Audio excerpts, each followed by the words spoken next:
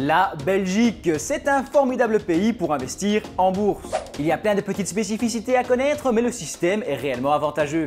Et ChatGPT est un formidable outil pour résumer des concepts compliqués, donc on va l'utiliser pour investir en bourse. J'avais été un petit peu déçu dans ma dernière vidéo utilisant ChatGPT puisqu'il avait été assez réticent à l'idée de parler d'investissement en bourse. Je comprends qu'on ne peut pas donner de conseils financiers sur internet et qu'il faut un petit peu prendre des gants avec ces choses-là. Chacun doit prendre ses propres décisions. Je le dis assez, je t'affiche assez souvent le petit disclaimer, sauf que ChatGPT, lui, il se mouille vraiment pas du tout. Mais cette fois-ci, c'est différent puisqu'on ne va pas lui demander des actions, on va lui demander des ETF et des ETF qui sont optimisés pour l'investissement en bourse en Belgique. Et puis on va aller créer ce portefeuille directement en bourse pour voir s'il est exceptionnel ou s'il est plutôt éclaté.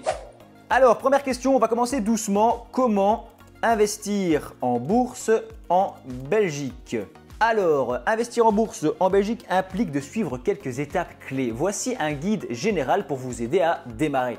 Éducation financière, donc ça je le dis tout le temps, la première étape c'est de se former sérieusement avant de se lancer en bourse, il faut savoir ce qu'on fait. Étape numéro 2, il faut définir son profil d'investisseur. Ça veut dire quelle est ta tolérance au risque? Est-ce que tu as envie de prendre des risques et d'espérer un plus gros rendement ou est-ce que tu préfères être défensif et moins risqué? Il nous dit aussi de faire attention à nos objectifs financiers puisque ça dépend de notre budget, de combien est-ce qu'on espère avoir en bourse, est-ce qu'on veut des revenus passifs, bref, il y a plein de variables à prendre en compte et il faudra aussi réfléchir à l'horizon temporel. Est-ce que cet argent que je vais bloquer en bourse, je vais le bloquer pendant 1 an, pendant 5 ans, pendant 10 ans ou est-ce que j'ai un horizon très long en termes de placement et que je peux le garder pendant 20 ans? Ça va aussi impacter fortement le choix des ETF. Choisissez ensuite vos investissements. Choisissez si vous voulez des actions en bourse, des obligations, donc c'est plutôt des prêts à une entreprise, alors que les actions, là on achète une part du capital, on devient un actionnaire, on achète une part de l'entreprise, entre guillemets. Il y a aussi les fonds communs de placement, les ETF, Exchange Traded Fund, c'est ce qui nous intéresse dans cette vidéo. C'est des fonds cotés en bourse qui permettent de répliquer la valeur d'un indice en achetant en quelque sorte des lots d'actions, c'est l'idée générale.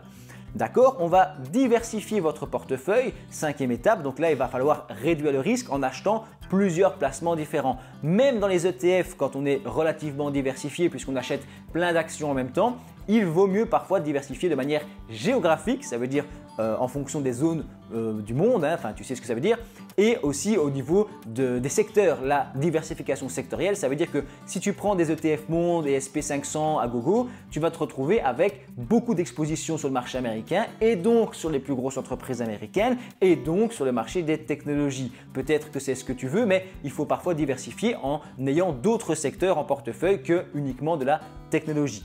Ensuite, rester informé, il faut se tenir un petit peu au courant quand on investit en bourse et la fiscalité, évidemment, il faut être dans les clous. Renseignez-vous sur vos investissements en Belgique, mais ça, il va nous le dire, j'espère.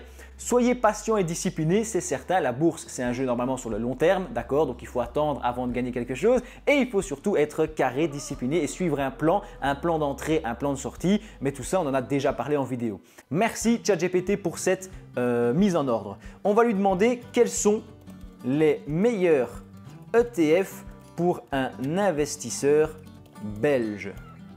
Si tu me sors l'ETF Bel20, on ne va pas s'entendre. Parce que même si moi aussi j'aime bien investir en Belgique, c'est quelque chose que j'aimerais bien faire par conviction, l'ETF Bel20 de Belgique, il est quand même pas très attrayant. C'est pas ce qu'il nous propose. Il nous propose 8 ETF. Donc on est déjà sur un portefeuille plutôt costaud, n'est-ce pas?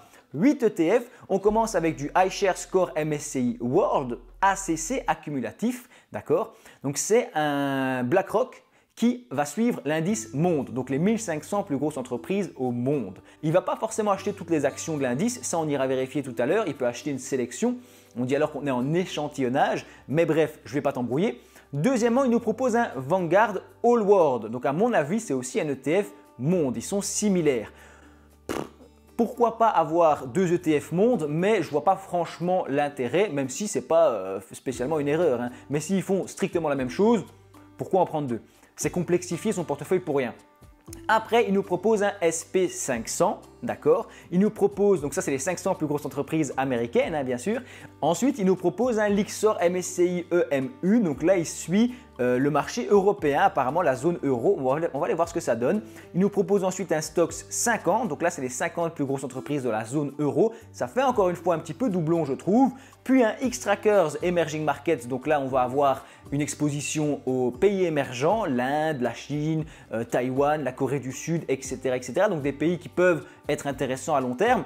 Il va ensuite nous proposer un Invesco Physical Gold. Donc ça, c'est un ETF qui va acheter de l'or, d'accord? Normalement physique, puisqu'il est noté physical. Donc l'entreprise achète et stocke des lingots d'or. Et toi, tu peux acheter des parts de cette société d'investissement, de ce fonds, de cet ETF. Et donc, tu es indirectement propriétaire d'or. On dit que tu es propriétaire d'or papier.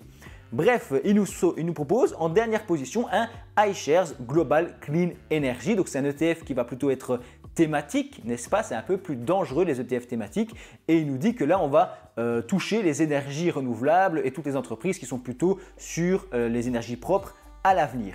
Est-ce que tu veux bien me donner les codes ISIN? Quels sont les codes ISIN de ces ETF? Les codes ISIN, ce sont des codes d'identification uniques qui permettent de retrouver facilement un placement financier. Donc là, tu me donnes ces identifiants. Donc ça, c'est noté, c'est ce que je viens de dire. iShares Score MSCI World, c'est bien les mêmes. Tu ne m'as pas sorti un truc qui n'a rien à voir.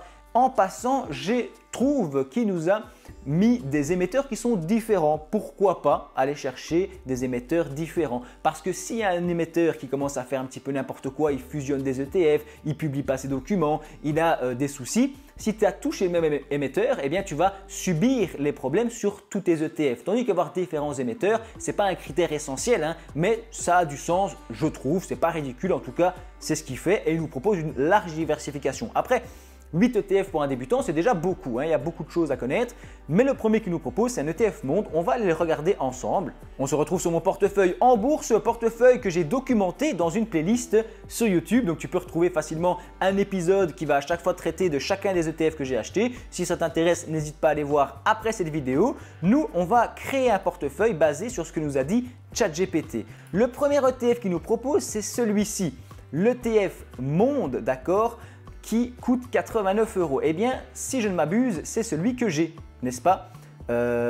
D'accord, 983 et moi j'ai le 983. Donc je pense que c'est bien sûr le même, donc c'est plutôt une bonne chose. ChatGPT est d'accord avec moi, il nous propose cet ETF Monde pour la Belgique. C'est un ETF qui est à 89 € la part, je l'ai dit, et qui est physique et capitalisant. C'est plutôt intéressant puisque en Belgique, on a une préférence pour les ETF physiques. On peut investir partout dans le monde. Pourquoi se priver de les prendre en physique? Ça veut dire qu'ils achètent vraiment les actions dont on parle, ou en tout cas une partie dans le cas de cet ETF Monde. Il y a 5 étoiles, donc c'est plutôt une bonne notation de Morningstar et il est capitalisant, ça veut dire que les dividendes sont automatiquement réinvestis. D'accord? Ça peut être intéressant également. Cet ETF, il nous propose différentes entreprises. Tu vois qu'on a du cyclique, du légèrement cyclique, du défensif, d'accord? Et qu'on nous propose un top 10 de pays sur les États-Unis, puisque les plus grosses entreprises au monde, ce sont des entreprises aux États-Unis, des entreprises américaines. Et donc forcément, dans l'ETF Monde, les plus grosses entreprises, elles sont là. Microsoft, Apple, Nvidia, Amazon, Alphabet, c'est Google, Meta, etc. Bref, on a déjà 20% de l'indice qui est sur ces 10 entreprises seulement. Donc on est assez concentré malgré qu'on est sur un ETF Monde. Mais bref, cet ETF, il est très intéressant. Il n'a pas beaucoup de frais, j'ai l'impression. Et on va venir l'ajouter à notre petit portefeuille ChatGPT Belgique, d'accord? Je vais te l'afficher, regarde, premier ETF choisi par ChatGPT. On va voir dans quelques minutes ce que donne ce portefeuille à la fin. Je vais sélectionner le deuxième ETF qu'il nous propose. En tout cas, le premier, il était très sympathique. Il s'agit d'un Vanguard. Celui-là, je ne le possède pas. Il est à 116 €, donc il est un peu plus cher, mais ce n'est pas non plus rédhibitoire, il n'y a pas de problème. Il a l'air d'avoir un peu plus de frais. Il est physique et distribuant. C'est peut-être pour ça qu'il nous propose un deuxième ETF Monde. C'est pour avoir le choix entre un capitalisant et un distribuant. Personnellement, dans une logique d'accumulation à long terme, parce que je suis relativement jeune, eh bien, je préfère les capitalisants. Toi, si tu as plus d'argent, pourquoi pas se tourner vers un distribuant? Il a l'air pas mal. Il a 4 étoiles, donc on perd un tout petit peu, mais un ETF plutôt intéressant. Je vais garder le premier ETF Monde et me passer, à mon avis, de celui-ci qui fait doublon. Je vais donc chercher le troisième ETF qui est un SP500. Est-ce que ce sera le mien également? C'est un mystère. Celui-ci coûte 66 € la part, donc c'est pas le mien, et il est en distribution trimestrielle tous les 3 mois. Il n'a que 3 étoiles de notation parce qu'à mon avis, la performance, 144%, donc elle est élevée. D'accord, elle est élevée, mais la performance globale d'un SP500, ça a été, je pense, 300% sur 10 ans. Donc celui-ci a monté un petit peu moins. Ici, on voit qu'on a plus de placements défensifs que tout à l'heure et qu'en fait, je remarque qu'on est sur un SPDR, SPUS Dividende Aristocrate. Donc, ce n'est pas en fait un SP500 classique, n'est-ce pas? C'est pourtant ce qu'il avait l'air d'avoir écrit sur ChatGPT. C'est une sorte d'SP500 qui suit les dividendes aristocrates, donc des entreprises qui augmentent et qui ont un dividende qui est régulièrement versé et en croissance depuis des décennies. Donc, c'est des entreprises qui sont expertes dans les dividendes, n'est-ce pas?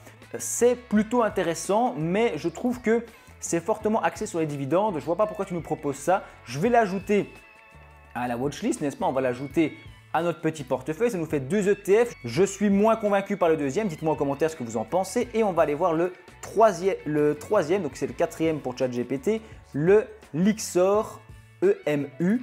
Donc ça, c'est un ETF à 159 € Amundi Japan. Donc il suit le Japon.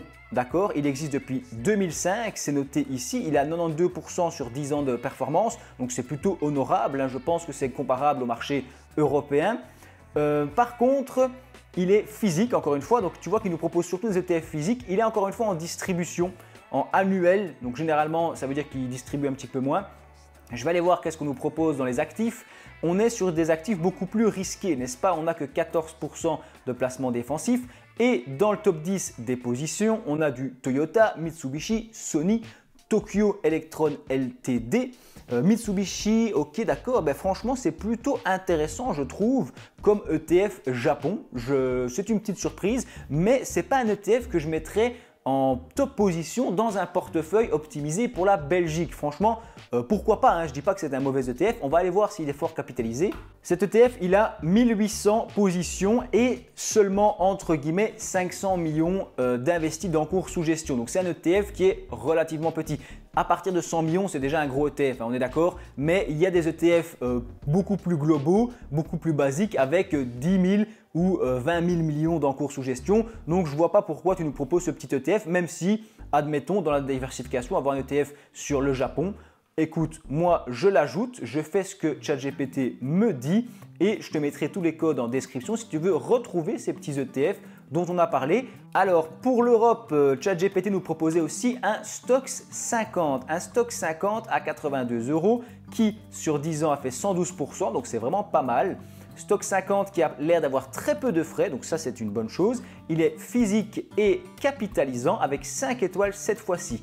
Un ETF Stoxx 50 que je ne connaissais pas et qui est une surprise intéressante. On est sur 3700 millions, donc c'est énorme, hein. Un TER qui est très faible et 50 positions en réplication complète, donc il achète vraiment les 50 entreprises. Cet ETF est vraiment intéressant, je vais l'ajouter dans le portefeuille et je vais surtout l'ajouter à ma watchlist personnelle parce que j'aimerais bien faire une analyse supplémentaire dessus, je l'apprécie. Et on va chercher les 3 derniers. Ici donc Emerging Markets, les pays émergents, d'accord, avec encore une fois des frais qui sont faibles. J'ai l'impression qu'ils nous privilégient les ETF avec des frais faibles, mais aussi des ETF avec politique de physique. Ça veut dire qu'ils achètent vraiment les actions et en Belgique, c'est quelque chose qui est plus intéressant puisqu'il a quelques petites spécificités que je vais lui demander d'ailleurs. On est en capitalisation, d'accord, toujours, et on est sur du Xtrackers, c'est ça, oui, un émetteur qui est plutôt fiable, un ETF qui a un encours sous gestion de exactement 4800 millions en échantillonnage, donc il n'achète pas les 1300 entreprises mais seulement les principales. C'est vraiment un ETF qui m'a l'air pas mal. Je vais aussi l'ajouter dans la répartition des actifs. On est encore une fois assez risqué, hein. ChatGPT nous fait prendre des risques et il nous propose Taïwan, Chine, Inde, Corée du Sud avec Taiwan Semiconductor, ça c'est connu, hein, Tencent, Samsung, Alibaba, des entreprises bien connues qui peuvent être intéressantes à ajouter. Mais encore une fois, ce serait pour moi une ligne assez faible dans un portefeuille. Je l'ajoute, d'accord, je l'ajoute et je vais chercher l'avant-dernier, un ETF Physical Gold. Donc là, on achète de l'or physique. On est à 200 € la part. Ok, sur 10 ans, l'or, il a fait 75%. Ça dépend évidemment, hein, c'est un placement qui a un objectif différent. 0,39 de frais, c'est un petit peu cher. On est sur du Wisdom Tree. Donc ça, c'est le type d'ETF. Et on est sur du physique capitalisant. physique capitalisant, on s'en fiche un peu puisque l'or, ça ne verse pas de dividendes, n'est-ce pas? Ok, un ETF de 2007, donc relativement ancien et qui a un encours sous gestion de 3 994 millions. D'accord, je vais l'ajouter aussi à notre portefeuille créé par ChatGPT, un ETF sur l'or. Et le dernier ETF que ChatGPT nous propose, c'est celui-ci, iShares Global Clean Energy, donc un ETF sur les énergies propres, apparemment les énergies peut-être renouvelables. Donc j'ai un ETF à 7 € la part, c'est pas cher, d'accord. Sur un mois, on voit qu'il a un petit peu diminué, il avait touché des plus hauts, il a rediminué. Sur 10 ans, qu'est-ce qu'il a fait? Sur 10 ans, il a eu un pic énorme en 2020, d'accord, à presque 15 et il est fortement redescendu maintenant. Ça m'a pas l'air ridicule comme spot d'achat, encore faut-il voir si c'est un bon ETF. 0,65 de frais, c'est cher puisqu'on est généralement à 0,50 maximum, donc 0,65 c'est assez cher.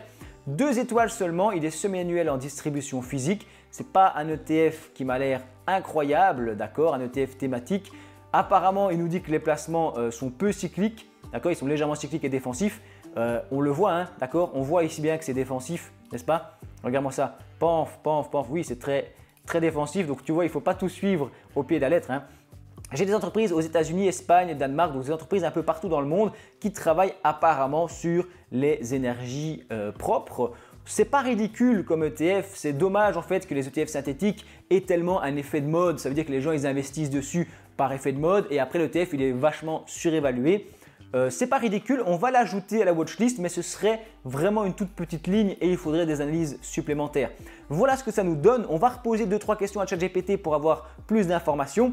Donc on a un ETF sur le Japon, un ETF dividende, un ETF physical gold, donc là c'est de l'or. On a un stock 50 à emerging markets, un ETF monde qui était plus basique et un ETF sur les énergies propres. Qu'est-ce que j'en pense? Franchement, c'est très agressif, n'est-ce pas? C'est très agressif puisqu'on a des ETF qui sont quand même fortement concentrés, je trouve. Un ETF Japon, vraiment, allez, c'est pas inintéressant, mais c'est fortement concentré, je trouve. Un ETF Clean Energy, un ETF ici sur les marchés émergents, donc ça va. Un ETF monde, c'est classique. Donc en fait, en gros, si tu me dis ETF monde ici, un peu d'or, pourquoi pas, et les autres sont quand même des stratégies plus complexes qui ne correspondent pas à un débutant. On va demander ce qu'en pense ChatGPT.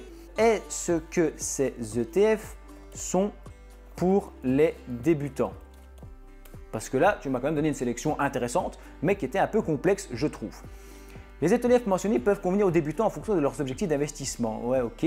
Facilité d'accès, facile à acheter et vendre. Bah oui, mais ça, c'est tous. Diversification instantanée, bah là, ce que tu m'as donné, c'est discutable. Les frais, ça, j'avoue que les frais étaient assez faibles. Alors, il a sélectionné des ETF qui étaient avec des frais assez faibles. Une volatilité qui est moins élevée, soi-disant.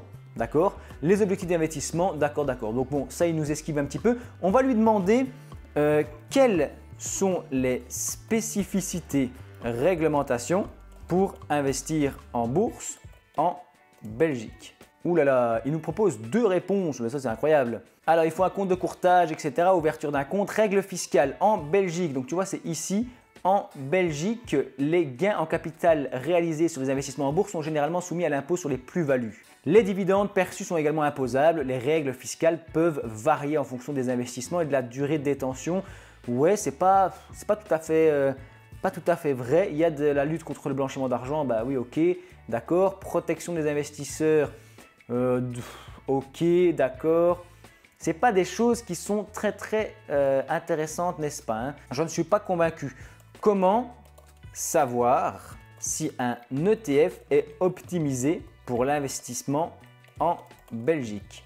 Vérifiez les actifs sous-jacents de l'ETF pour voir s'ils sont alignés avec vos objectifs d'investissement en Belgique. Par exemple, si vous cherchez une exposition mondiale, blablabla. Non, ça ne m'intéresse pas. Exposition géographique, ok. Devise de cotation, d'accord. Liquidité suffisamment liquide, les frais. Donc là, il nous sort un petit topo classique sur ce qu'il faut vérifier pour un ETF. Fiscalité, renseignez-vous sur les implications fiscales de la Belgique. Bah, j'aimerais bien que tu me les donnes.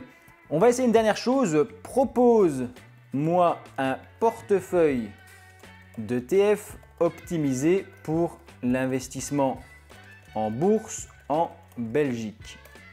Alors, dernière chance de nous impressionner parce que pour l'instant, je ne suis pas forcément déçu, d'accord. J'ai trouvé quelques ETF sympathiques qui peuvent donner lieu à des vidéos futures et des investissements, notamment celui sur le Japon qui m'avait l'air assez intéressant. Je dois vérifier un peu tout ça, mais le portefeuille qu'il nous a proposé, je trouve, ne convient pas à un débutant. Ce n'est pas un portefeuille de base, d'accord. On est déjà sur des placements un peu complexes. Exposition mondiale sur l'accent Europe, d'accord. Donc là, il nous propose d'investir sur l'Europe en premier et le monde. Il nous propose les marchés émergents, il nous propose les dividendes européens. Alors, il nous propose également un ETF immobilier européen, mais ça, c'est plutôt intéressant, je trouve. On va aller voir ce que ça vaut, d'accord. Un ETF qui est de chez iShares, donc BlackRock, et qui a 0,40 de frais, on ne le voit pas. Distribution complète, presque 1000 millions d'encours sous gestion, 59 positions, d'accord. Je vais aller le voir sur mon courtier. Alors, on a un ETF qui, sur 10 ans, a fait moins 4%. Donc, c'est un ETF qui a une performance qui est négative sur 10 ans. Donc, on n'a pas gagné vraiment d'argent. On a une grosse diminution ici, d'accord, dans les dernières années, ce qui pourrait être un spot d'achat intéressant en fait. Mais ça, c'est à analyser. Je dis ça en l'air comme ça, évidemment, hein, sur le feu. 0,40 de frais, c'est important. Distribution trimestrielle et physique. Donc là, je suppose qu'on va avoir une répartition qui est très cyclique, d'accord, et des entreprises qui vont probablement investir dans l'immobilier. Ou alors j'ai rien compris. On a des entreprises en Belgique, en Espagne, en Suède, en France, en Allemagne, donc c'est pas ridicule comme ETF. Il y a un petit document normalement qu'on peut aller consulter de iShares qui nous dit qu'on est sur un ETF avec un risque 5 sur une échelle de 1 à 7. Au niveau des frais, on est à 0,40 plus 0,06 de coût de transaction, donc à 0,46. Le fonds ne détient pas de biens immobiliers physiques mais investit dans des titres liés à l'immobilier. Donc là, on n'achète pas des parts d'immobilier, d'accord, on achète des actions liées à l'immobilier et qui vont nous fournir une sorte de rendement, probablement en fonction des loyers, etc. Mais on va toucher ça donc sous forme de dividendes. Rendement actuel de distribution 2,65. Donc on n'est pas sur un très gros rendement, je trouve, de distribution puisqu'il y a des ETF spécialisés sur les dividendes qui distribuent plus que ça. Retour sur ChatGPT, il nous propose des technologies avec le Nasdaq 100 et les énergies renouvelables. Retour sur le portefeuille donc de ChatGPT. Franchement, je suis moyennement déçu. Donc, je suis déçu du fait que ChatGPT nous ait pas donné vraiment de bonnes informations, des trucs, des petits tips, des astuces pour l'investisseur belge. Il nous donne vraiment des grandes réglementations et il nous dit va chercher, va faire des recherches, fais attention à la fiscalité. Ok, mais il nous dit quasi rien comme information à ce niveau-là. Par contre, il nous a proposé un portefeuille, donc ça c'est bien, il s'est déridé un petit peu, mais le portefeuille qu'il nous propose, je trouve, est beaucoup trop risqué pour un débutant. Il est beaucoup trop complexe, il y a des produits vraiment de toutes sortes, mais le point positif, c'est que j'ai découvert quelques petits ETF intéressants que je vais analyser tout à l'heure et peut-être refaire une vidéo dessus, pourquoi pas. Sinon, est-ce que ChatGPT peut nous proposer un portefeuille optimisé pour la Belgique pour investir en bourse? Malheureusement, j'ai l'impression que la réponse est non. Heureusement, tu peux t'abonner à cette chaîne. Tu peux aussi avoir accès à cette playlist où je fais des vidéos spécifiques pour l'investissement en Belgique. Ce sera peut-être mieux que ChatGPT. Si toi, tu sais utiliser ChatGPT et que tu as plus de résultats que moi, n'hésite pas à nous donner ton avis en commentaire. Je te dis merci d'avoir regardé ma vidéo jusqu'au bout.